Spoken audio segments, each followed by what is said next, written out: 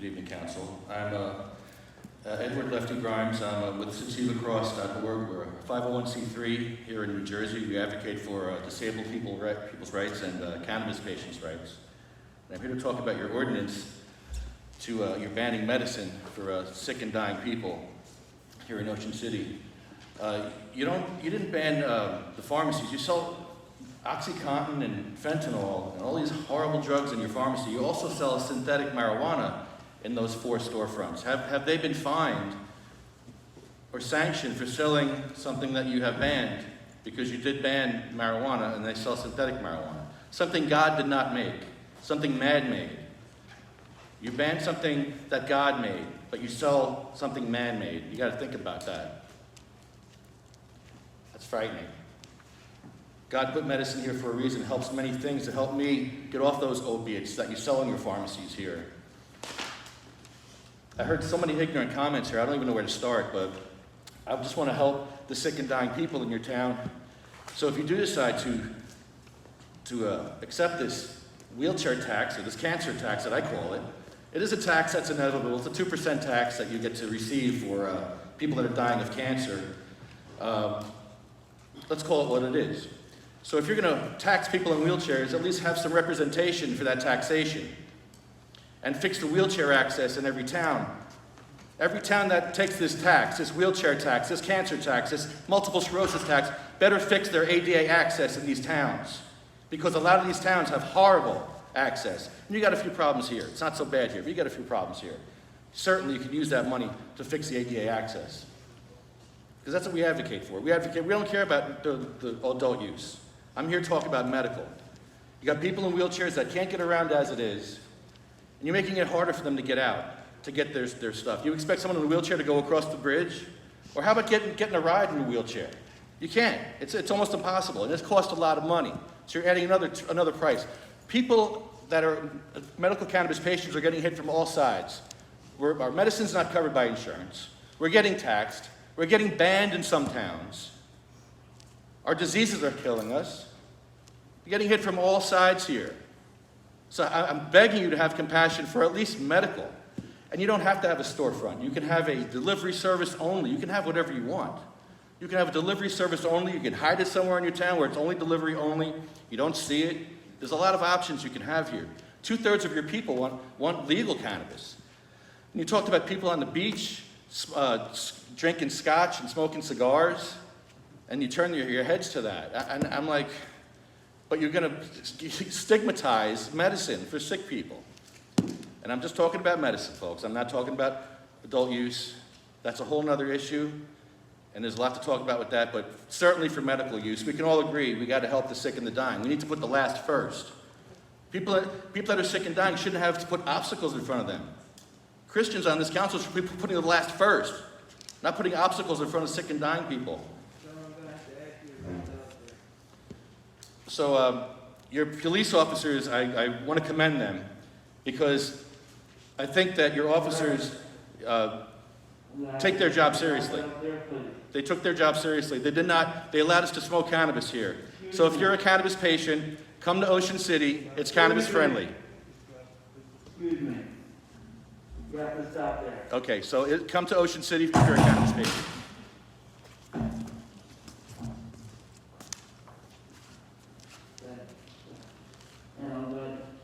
This last name I can't read at all. It looks like Jamie. Last name with a B. Sorry.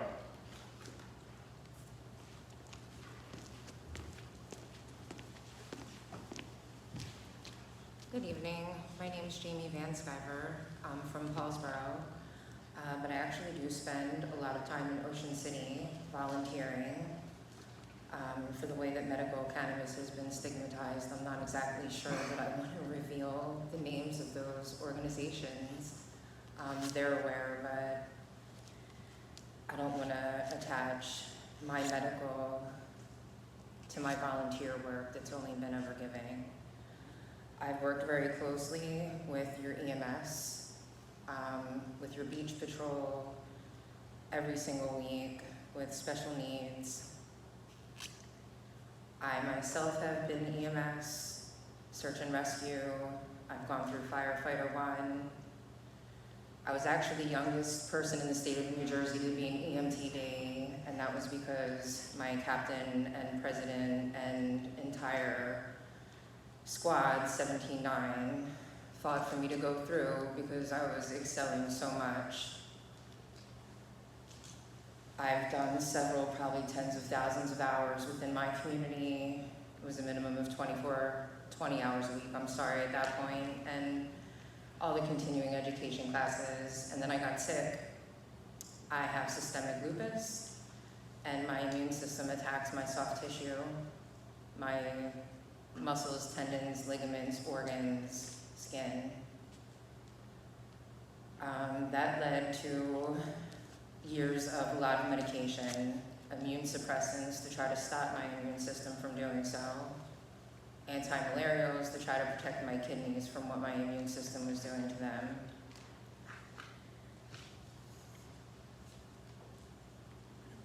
I was getting infusions, taking anti-inflammatories, burning holes in my stomach practically,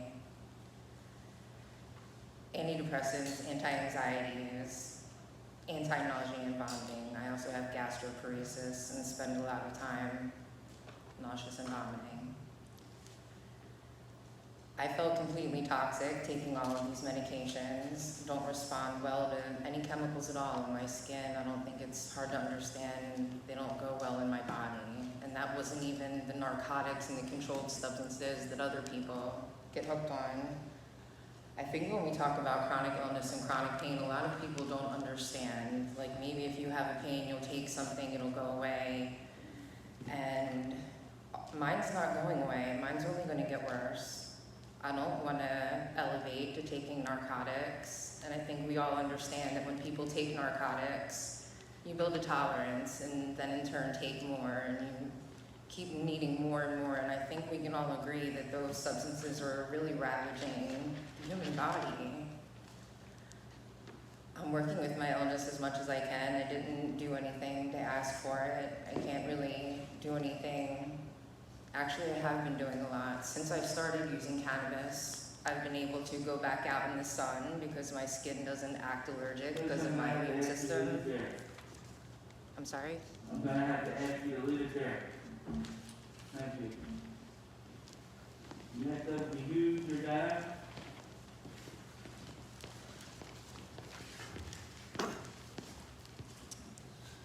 Yes, Council, how you doing today, Mayor? My name is Hugh Giordano, and I'm a union representative for the United Food and Commercial Workers Union, Local 152. I'm here today, again, to ask that this ordinance to ban cannabis be amended to at least have medical. In our view, cannabis creates good paying jobs with livable wages, healthcare, dental, vision, and other benefits that can help not only the residents here, but attract young, educated workforce who want to raise their family here. People that work in the dispensaries, work in the cultivation site, work in the lab are people with degrees, horticulture, chemistry. These are educated young adults that go to Ivy League schools that are getting into this industry. This is not a HBO show where people are hanging out and smoking pot all day. This is a legitimate industry like any other industry, specifically medical. I understand that Ocean City is a dry town, and I respect that. I respect that you don't have BYOB. You stick to the same level each time, and I respect that as a citizen of New Jersey. But as a labor union representative, I have to say that you do have a pharmacy here. So if you have a pharmacy and those are okay jobs, which are regulated, then why is medical cannabis not also available? We're not asking for adult use. UFCW is not asking for adult use. We're asking for access for patients who are sick and dying. We're asking that it's a working class issue when citizens have to take an Uber to another town. In the off season, it's $10. We all know in the hot season, it's like $35 to go 2 blocks. So why should people that, especially seniors, the average person who uses cannabis is 50 years and above. So again, this is not a HBO special. What I am asking for is to please hold the ordinance, check out the Garden State Dispensary, which is a unionized dispensary from seed to sale, the first one of the medical to be unionized, and see for yourself so that you can understand the process better and then you can make a decision. You don't have to have a medical dispensary right away, but at least don't ban it. Be open to it. You do have a pharmacy. Creates good union jobs, sets a good tone for the town, and it's a way to help people that need it most. I appreciate your time, and I hope that you'll consider that. Have a nice night. Thank you. Aaron Barlow.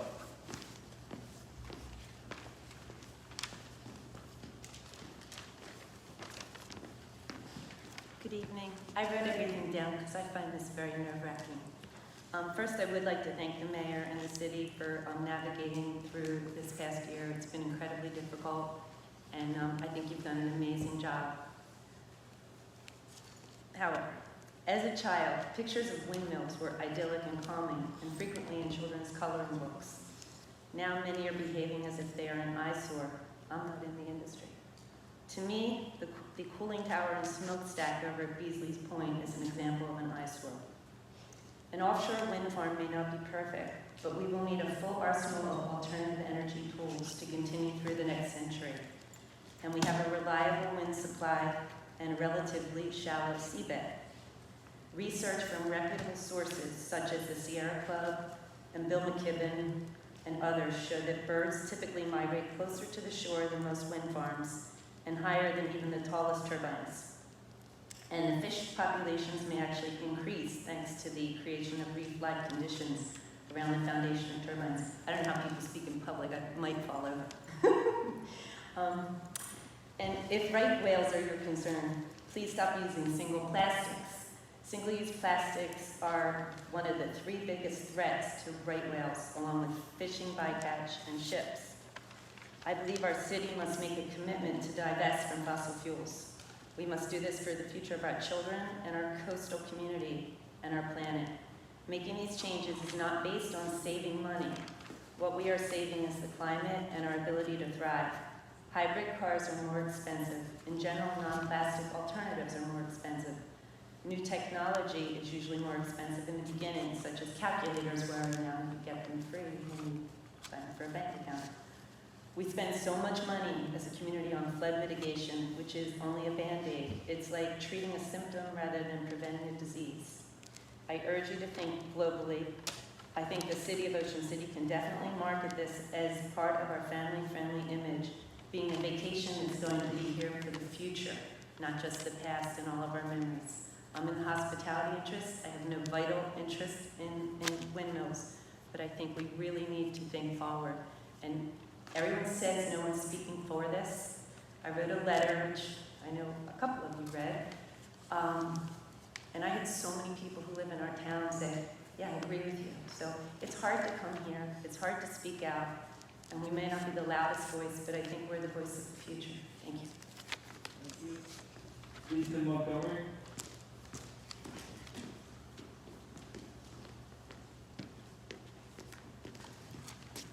Actually, when I signed up, I thought I was just signing up for attendance, but I wanted to address actually some of the things that have been held back. The 6,000 cures have been held back by Big Pharma. They're going to be coming out later this year. Med beds are going to be available in June, which are going to be addressing a lot of your medical issues. Tesla is free energy, and that's been held back, and that's going to start to be released later this year. So that's going to take the wind turbines and a lot of other issues right off the table. Thank you. Rick Burke.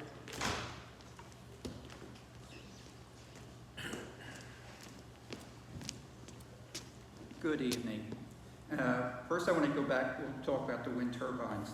And I appreciate everyone that comes up here and speaks pro or con against them. And I'm suggesting that the city council, who has expressed their concern about the wind turbines and the height, they started to do their homework on it. One of the things is the 2004 feasibility study done by the state, it's about 265 pages. So I don't know, Mike, if you read that or not, but go into it deeply, you find out a lot of information, endangered species and the floor bed, how it's different here than it is in North Atlantic, and so forth. But one of the interesting things they said in there was about the windmills, aesthetically, that they can be seen 20 miles. That was 2004. The biggest windmill then was 364 feet. So we're talking twice the size. So I suggest that the city council do one of two things, hopefully both. One is to do a survey, because we're getting blasted. We must be getting under their skin, because we're getting a lot of press and articles written. So do a survey and have it properly worded, because surveys can be leading questions, of course, and be swayed to show a certain bias. But I think we should do these surveys of both the residents, second homeowners, and visitors. Not just, what do you think about coming the first time? Are you going to come back another time? What are you going to, and we'll get a real good answer from everybody. I'd also like to have the, as the gentleman said earlier, about the city council, how they felt in the administration. I know how the city council feels, okay? I don't know about the administration, but I would like them to kind of like do something, make a resolution, you're for or against it, and all that. So I appreciate that. Thanks a lot. Thank you. Nelson Dyke.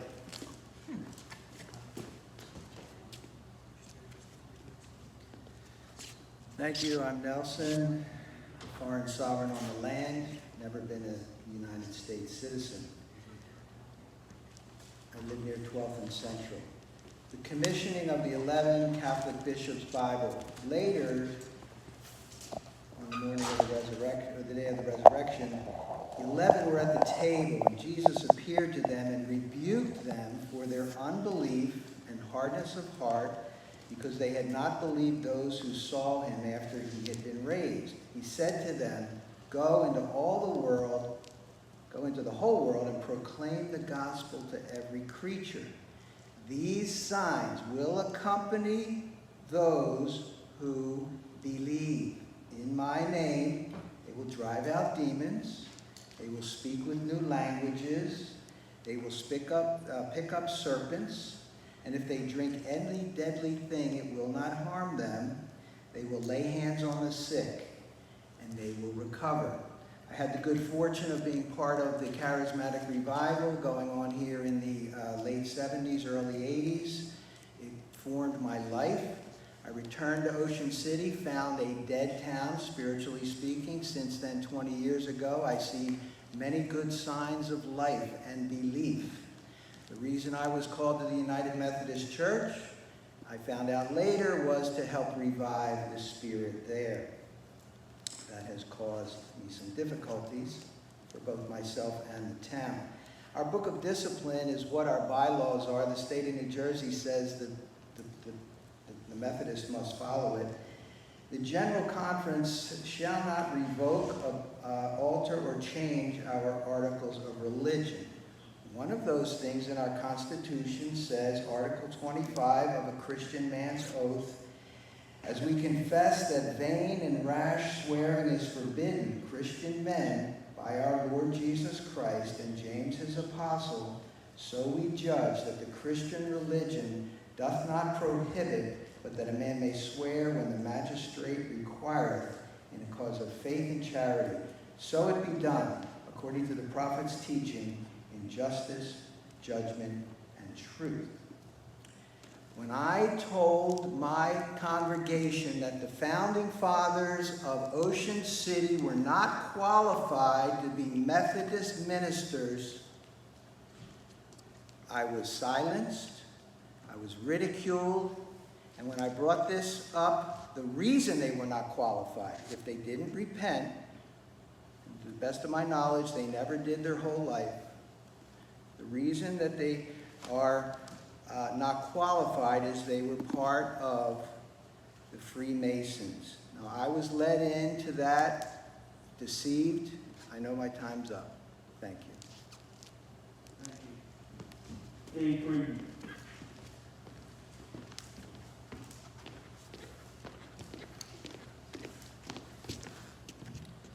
Dave Breeden, 114 Victoria Lane, Marion Park.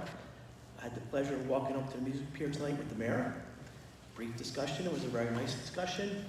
And I said, whatever happens tonight, we're in a building, a governing body, meeting in a building that is beachfront and has an ocean view. So take that into consideration and be happy that we're here.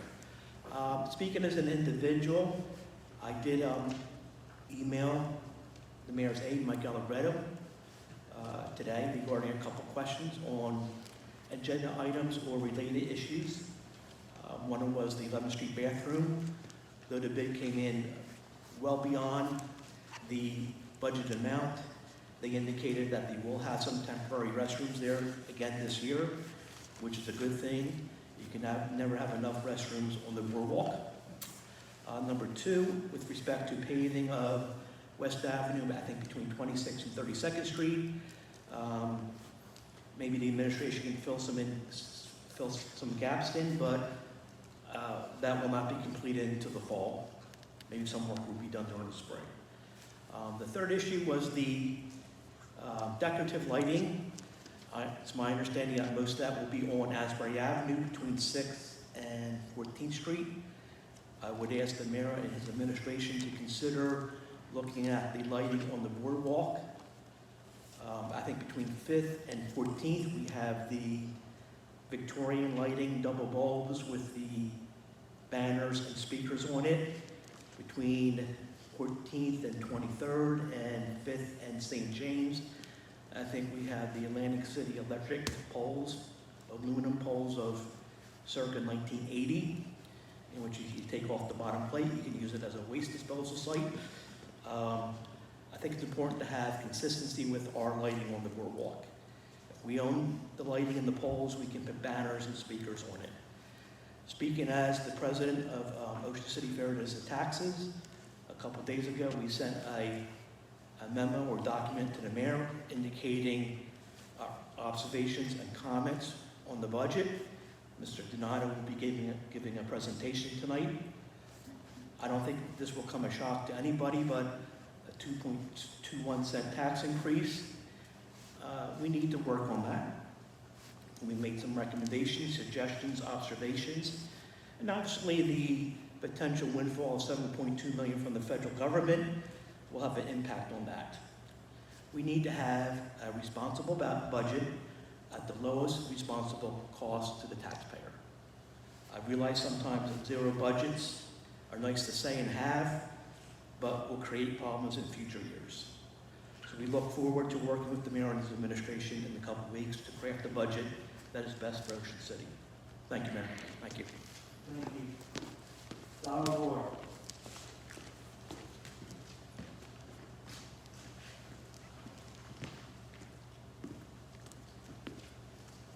Hi. Feels good to be here in this this great hall by the sea, historic hall by the sea. The first quick mention is Resolution 26. I respectfully request that you withdraw this legislation resolution, considering the fact that perhaps diplomatic dialogues between all involved parties might be better suited for this issue rather than legislation. And the next item is, who knew that last Monday was World Water Day?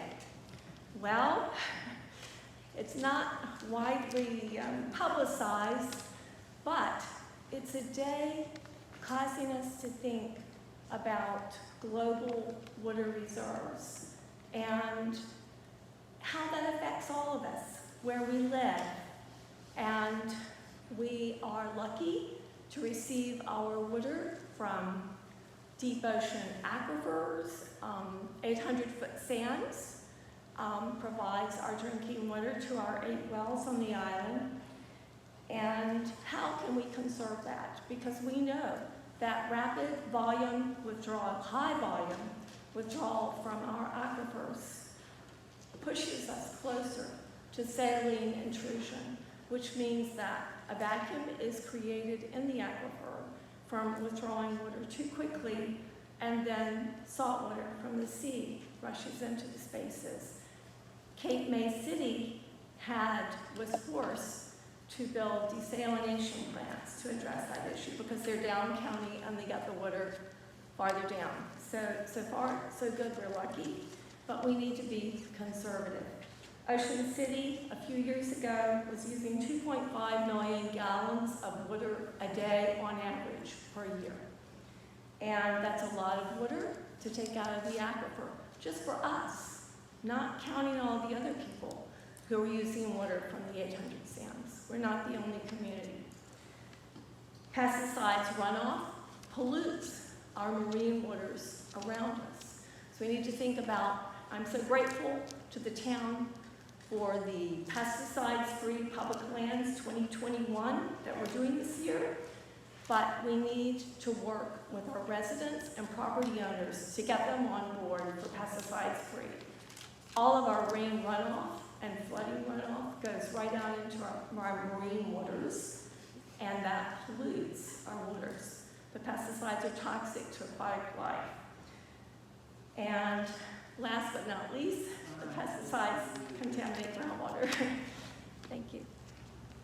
And now, since we've officially begun the meeting, I can say that adequate notice of this meeting has been given pursuant to Code Law 1975-231. Please silence your cell phones so that we can conduct the meeting without interruption, please. And now we shall go to reports from the mayor and the administration.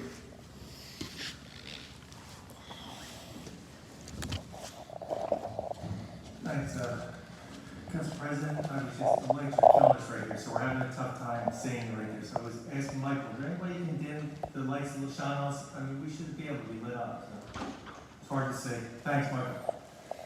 Just real quick, is that there for you guys? Okay, thanks. Just happy to report the city now owns the entire city block where the car dealership was located next to the community center. The final cost will be determined by the court, and there are issues still to be resolved. The property is ours.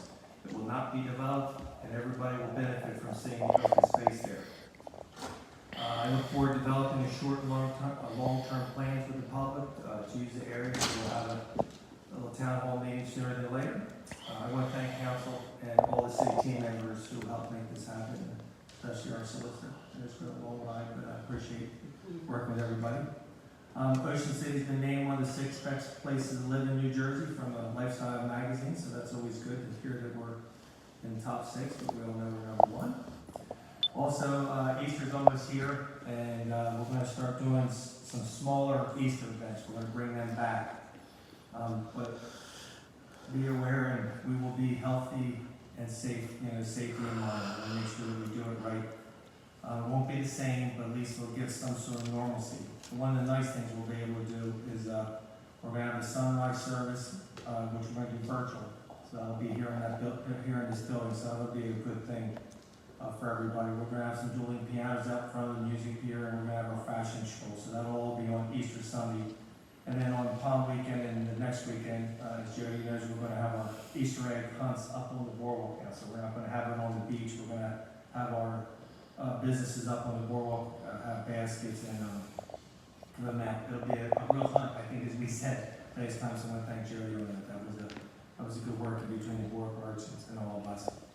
And finally, I just proud to report 357 of our Ocean City seniors got vaccinated, got appointments. And I think that's really one of the best things that we've done recently. And it's one of the things I think we do well at is we help our citizens, and I'm proud of that. I just again I want to thank Community Services and all of our team for making that happen. And still get them. If anybody that you know needs them, they can call City Hall at 609-399-6111. So that's our reports, and hopefully 2021 will be a great season. So thank you, Council President.